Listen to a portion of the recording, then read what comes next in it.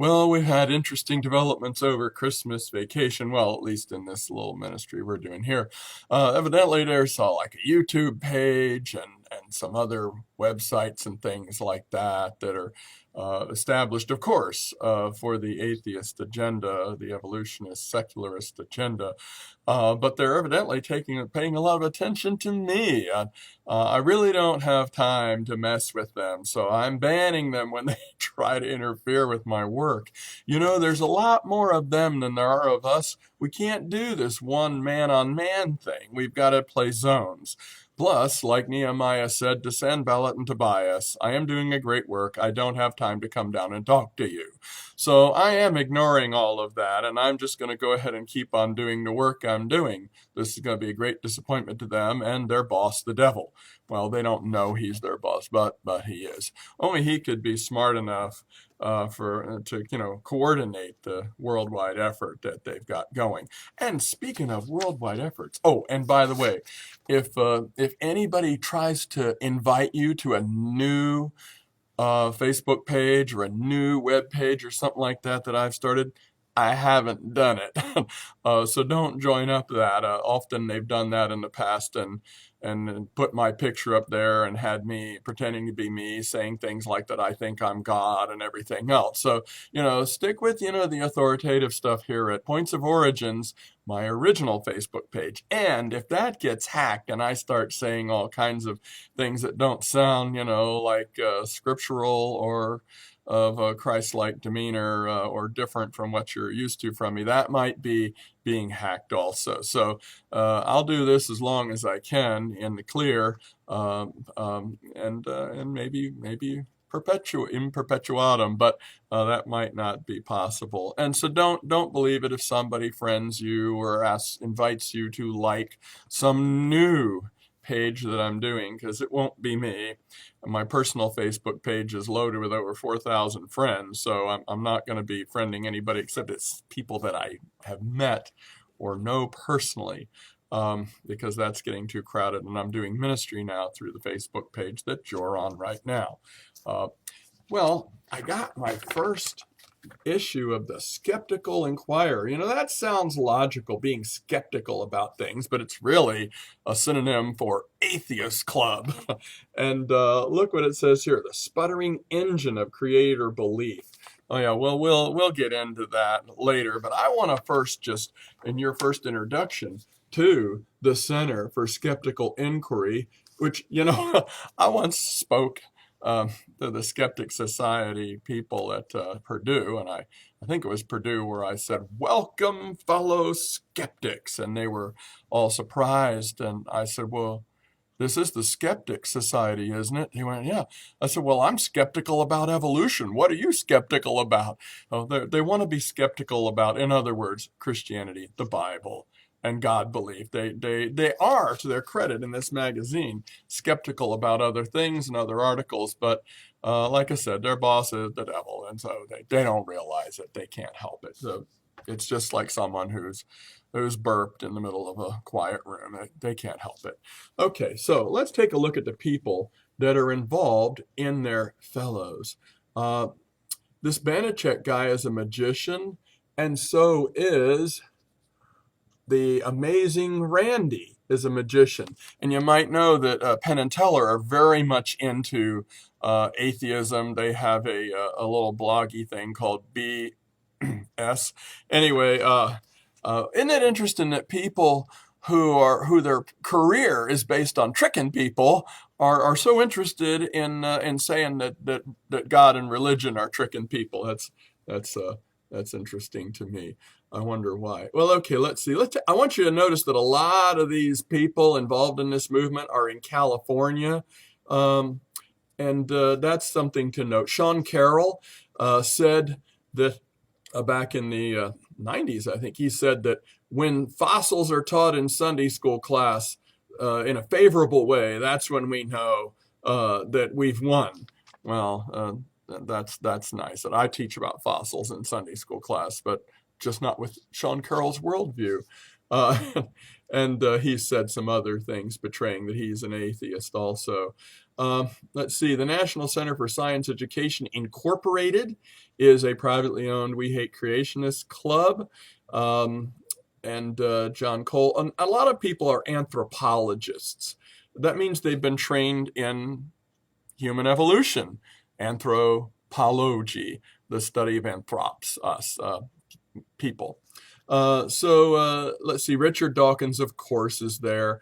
Anne Druyan, who married Carl Sagan in 1981 and also still is a producer of the Cosmos series and just won an award, her and Neil deGrasse Tyson. But she also produced the Cosmos series back in the 80s that Carl Sagan was so famous for. And he is, of course, passed away. I really liked Carl Sagan. But I wish he had come to faith in Christ and God. He said it would, his last article in Parade magazine, he said it would be great if I could believe in such a thing, because it would be so comforting, but I can't. And well, well, it's sad to me. Let's see, the president of the Indian Rationalist Association and Rationalist International. When you see rationalism, it probably means atheism in any organization name. Think about that and think of organizations you thought were into free thought or free thinking and skepticism and rational thought and reason and science and reason. All of those are code for atheist group, evolutionist group. Let's see, oh yes, there's another anthropologist. Let's take a look here. San Francisco, there's California again. Rationally speaking, there's a skeptics group. Guerrilla skepticism. Wow, that's interesting on the internet, on Wikipedia and things like that. Let's see, a cultural anthropologist, you can see trained in evolution. The Committee for Skeptical Inquiry. That sounds legit, doesn't it? There's another California person. And let's see here. We got Berkeley. Oh, yeah, UC Berkeley is a big nest of evolutionists training. There's University of California, Irvine. Penn State has a great Origins Club with 2 professors, but they also have some evolutionists.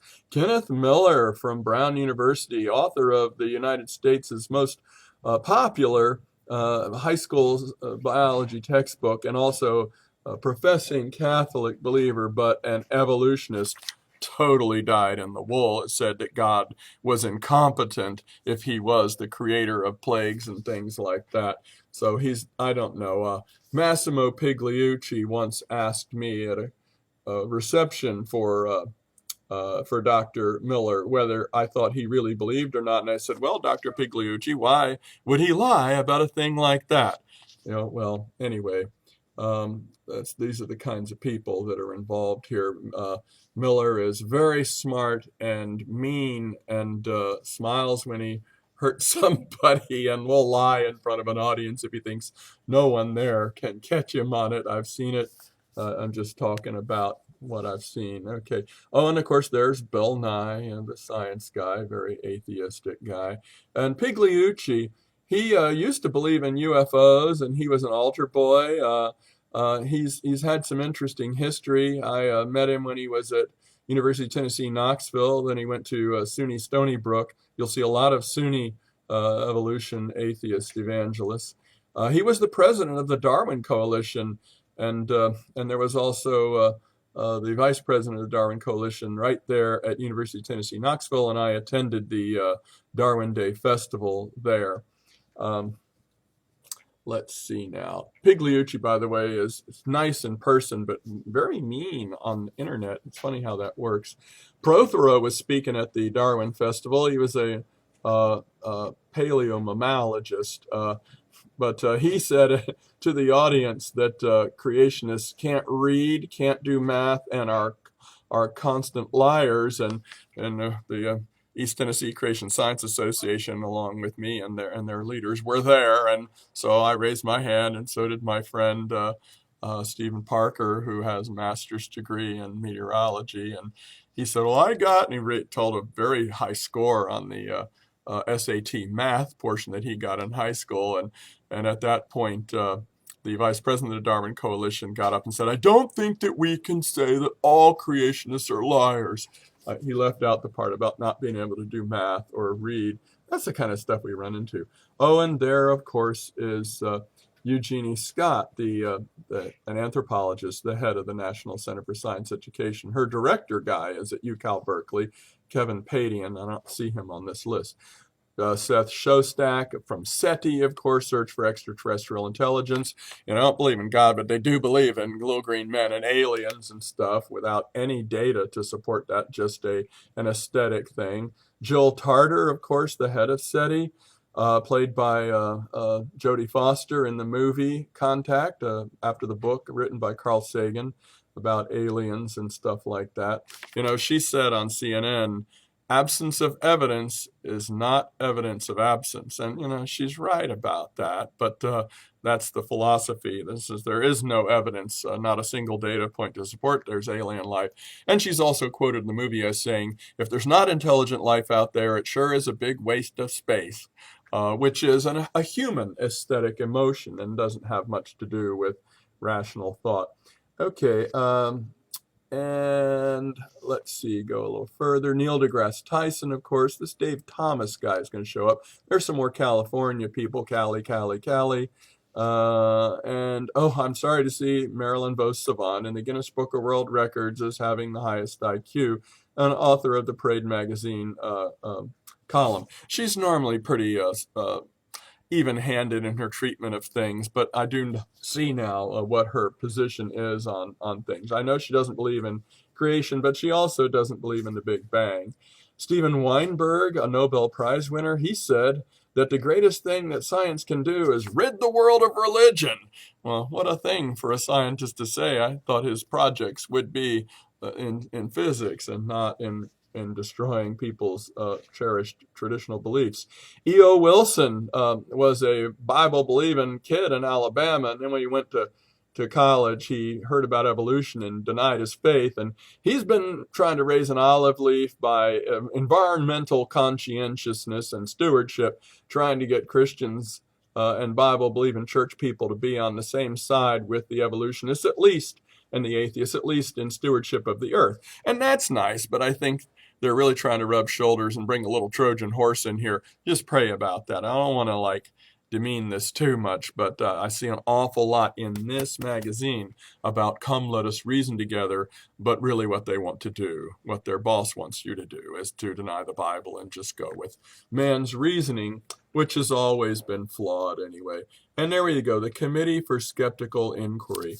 I'm still not done with analyzing where these people are coming from and who they are. It's real important to know that. So we will do next time talking about the Committee for Skeptical Inquiry and their consultants and also other organizations and also centers for inquiry around the world. Oh my, the devil does not like it when you bring things to light. Darkness tries to hide, the song says. So we'll just do that and be praying the blood of Jesus over this, which all I'm doing is trying to talk to people who believe the same thing as I do. There are websites and Facebook pages for that, and it's very common. Why would they be so interested in trying to disrupt me talking to fellow Bible believers? There's a reason for that, so you keep thinking. God bless. Dr. J.